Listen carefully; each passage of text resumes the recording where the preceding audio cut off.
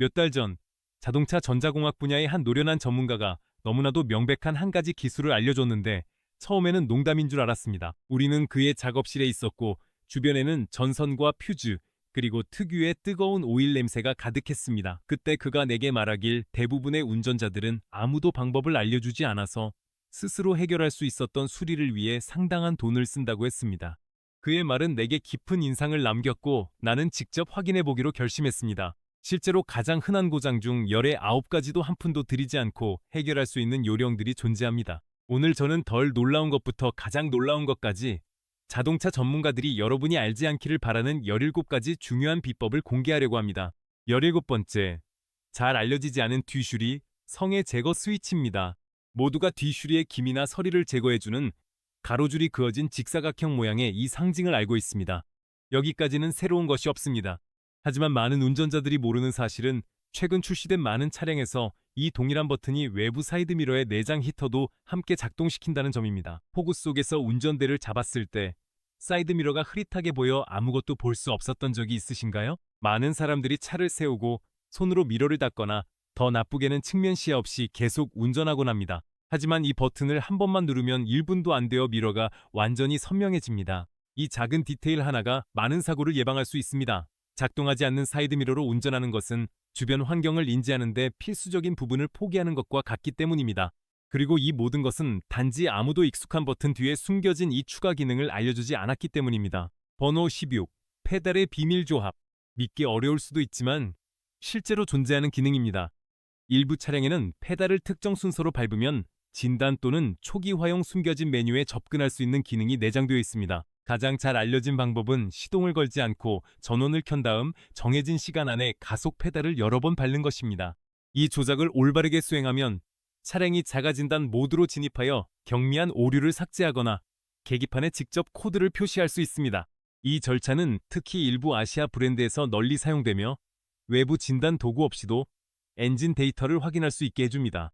흥미로운 점은 많은 전문가들이 이 조작법을 알고 있지만 고객들이 이를 모르는 편이 자신들에게 유리하다고 생각한다는 것입니다. 오류 코드를 지우면 전체 진단 비용을 청구할 기회를 잃을 수 있기 때문입니다. 어느 날 친구 한 명이 엔진 경고등이 켜졌다며 당황해서 저에게 연락을 해왔습니다.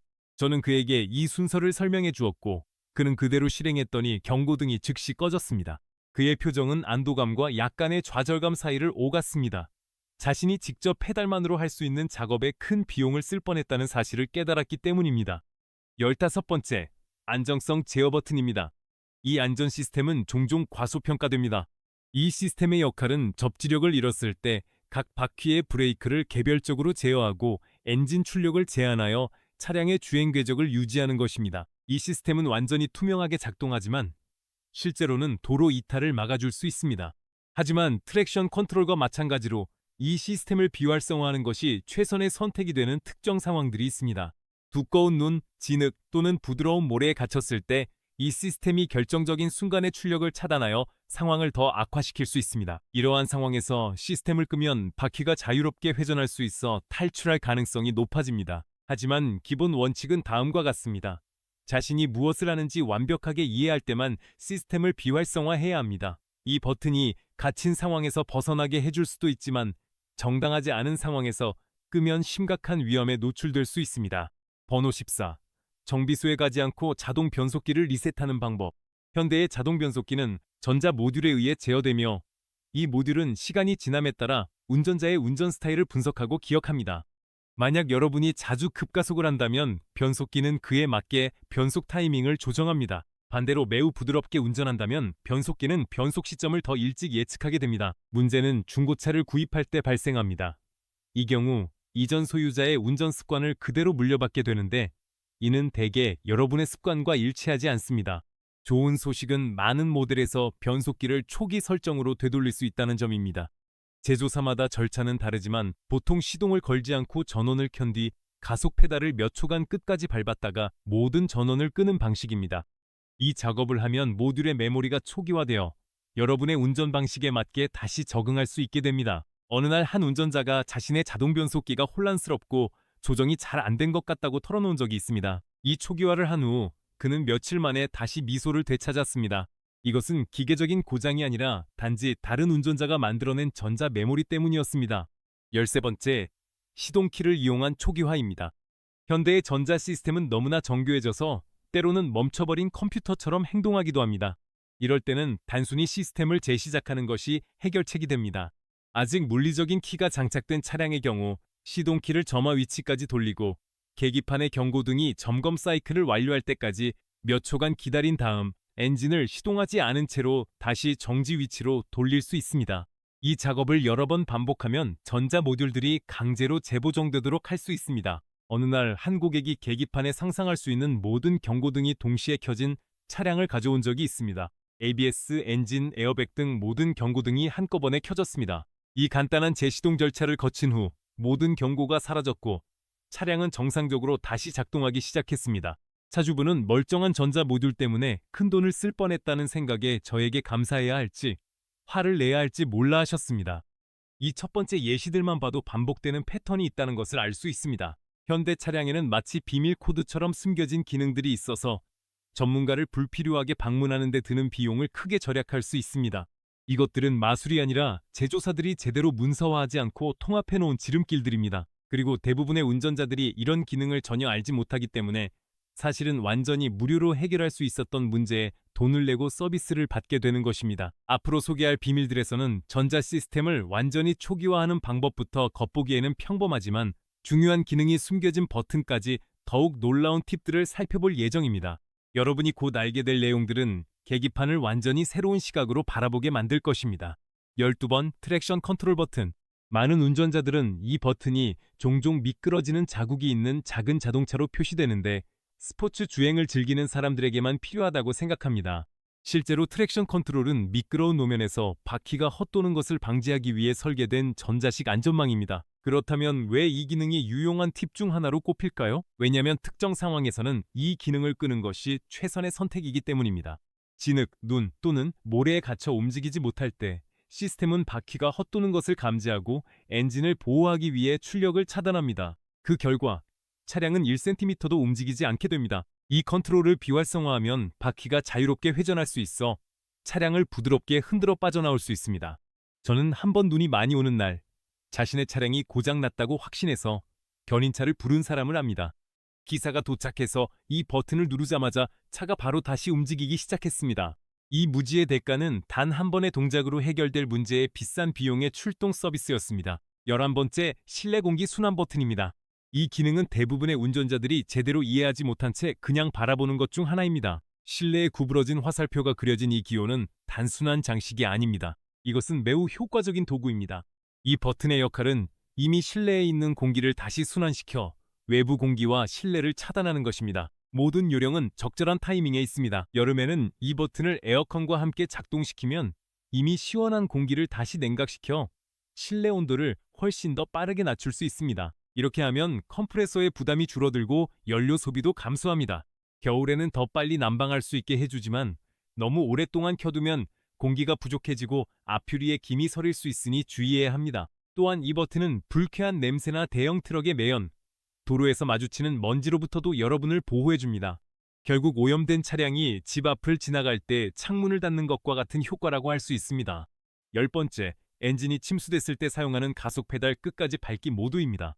이건 영화에서나 나올 법한 비밀 같지만 실제로 존재하는 기능입니다.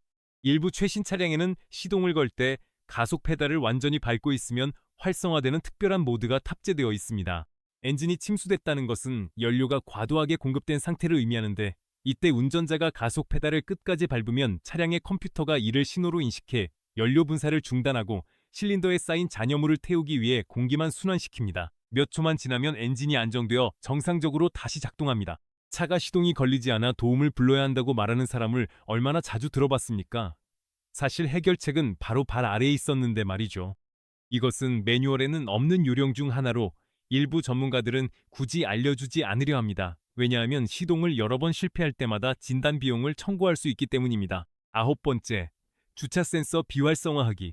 이 경고음은 좁은 공간에서 매우 유용한 도움을 주지만 대부분의 사람들은 단 한 번의 버튼 누름으로 이를 끌 수 있다는 사실을 모릅니다. 별것 아닌 것처럼 보일 수 있지만 실제로는 특정 상황에서 매우 유용합니다. 예를 들어 자동 세차를 할 때 차량은 브러쉬를 장애물로 인식해 충돌이 임박한 것처럼 계속해서 경고음을 울립니다. 트레일러를 견인할 때도 마찬가지로 센서가 트레일러를 감지해 경고음을 계속 울립니다. 상황에 따라 이 센서들을 켜고 끌 수 있으면 짜증나는 경고음 소리를 피할 수 있고 시스템을 다시 통제할 수 있습니다.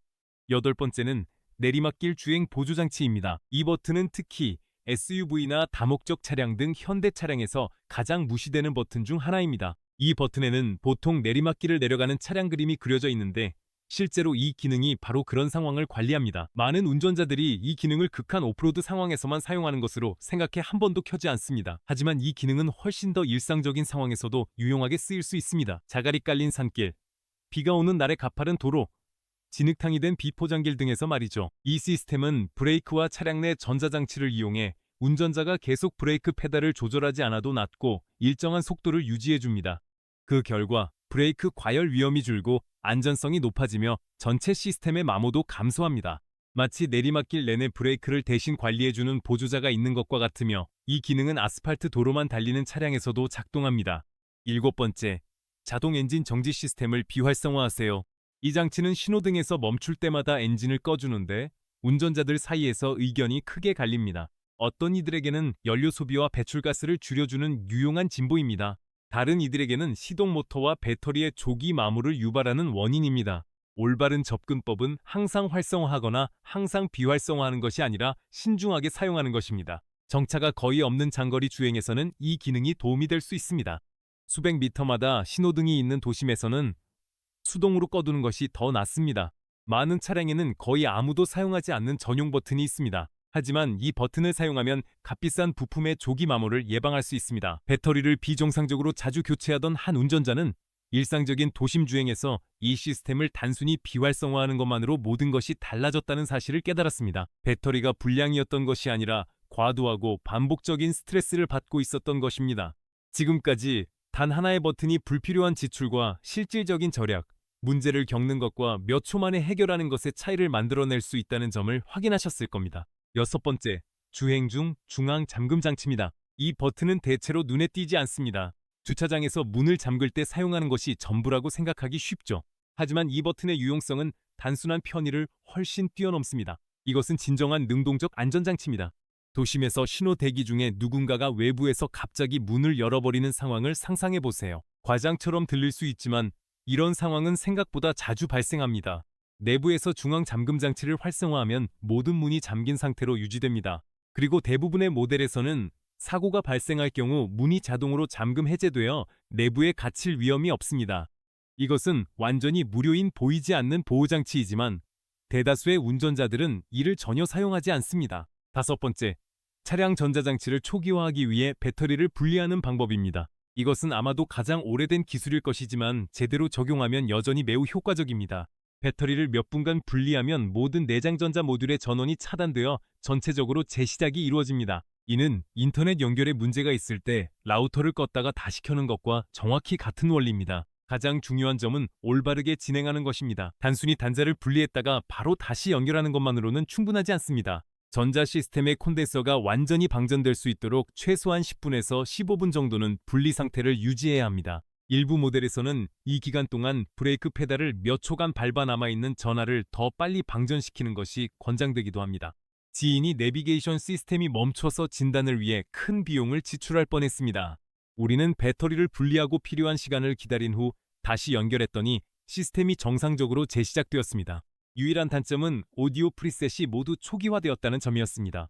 이 정도면 정말 합리적인 대가입니다. 네 번째는 스포츠 모드입니다. 많은 사람들에게 이 모드를 활성화하면 갑작스러운 에너지 주입 효과가 나타납니다. 차량이 더 민첩해지고 변속이 더 역동적으로 이루어지며 가속 페달도 훨씬 더 민감해집니다. 많은 운전자들이 모르는 사실은 이 모드가 단순히 스포츠 주행에만 쓰이는 것이 아니라는 점입니다. 이 모드는 아주 특정한 상황에서도 유용하게 쓰입니다. 예를 들어 도로에서 빠르게 추월할 때, 짐을 싣고 가파른 언덕을 오를 때, 또는 고지대에서 엔진이 더 많은 힘을 필요로 할 때 등이 있습니다. 아이러니하게도 많은 사람들이 연료 소비가 늘어날까봐 이 모드를 사용하는 것을 꺼립니다. 물론 연료를 조금 더 소모하긴 하지만 더 비용이 많이 드는 것이 무엇인지 아시나요? 스포츠 모드가 최적의 출력 전달을 해줄 수 있는 상황에서 일반 모드로 엔진을 무리하게 사용하는 것이 오히려 불필요한 추가 마모를 일으키게 됩니다. 가끔은 연료를 조금 더 소비하는 것이 훨씬 더 비싼 수리비를 피하는 길이 되기도 합니다. 세 번째는 에코, 경제 모드입니다. 이 모드가 현대 차량에 처음 등장했을 때 많은 사람들이 실질적인 효과 없이 단순한 마케팅 수단이라고 여겼습니다. 일부 모델에서는 그 효과가 미미하지만 다른 모델에서는 차이가 확실히 느껴집니다. 이 모드는 가속 페달의 반응을 바꾸고 에어컨 작동 방식을 조정하며 변속기의 논리를 조절해 전체적인 연료 소비를 줄입니다. 구체적으로 말하면 차량은 민감한 반응을 버리고 보다 차분한 주행 방식을 채택하게 됩니다. 가속은 더 부드러워지고 변속은 더 일찍 이루어지며 엔진에 가해지는 부담도 줄어듭니다. 주행의 재미는 다소 줄어들 수 있지만 장기적으로는 주행거리와 연비에서 이득을 볼 수 있습니다. 어떤 운전자는 이 모드를 절대 켜지 않는다고 했는데 그 이유는 차가 너무 무기력하게 느껴지기 때문이라고 했습니다. 저는 그게 바로 이 모드의 목적이며 덕분에 지갑이 두둑해질 수 있다고 답했습니다. 두 번째, 팁, 자동 변속기의 수동 모드를 활용하세요. 대부분의 최신 자동 변속기는 기어 레버나 스티어링 휠의 패드를 통해 시퀀셜 또는 수동 모드를 제공합니다. 많은 운전자들이 이 기능을 전혀 사용하지 않는데 이미 변속기가 모든 것을 자동으로 해주는데 굳이 쓸 필요가 있냐고 생각하기 때문입니다. 하지만 이 모드가 제공하는 장점은 다음과 같습니다. 긴 내리막길에서는 수동으로 기어를 내리면 엔진 브레이크가 작동해 브레이크가 과열되는 것을 막아줍니다. 추월할 때는 기어를 한 단 내리면 변속기가 반응할 때까지 기다릴 필요 없이 즉각적으로 엔진 반응을 얻을 수 있습니다. 겨울철이나 미끄러운 노면에서는 더 높은 기어로 출발하면 바퀴가 헛도는 것을 줄일 수 있습니다. 많은 차량에 이 기능이 탑재되어 있지만 정작 차주들은 이를 한 번도 사용해 본 적이 없습니다. 이는 마치 다양한 기능을 가진 기기를 가지고 있으면서도 가장 기본적인 기능만 사용하는 것과 같습니다. 첫 번째, 전자 시스템의 전체 초기화입니다.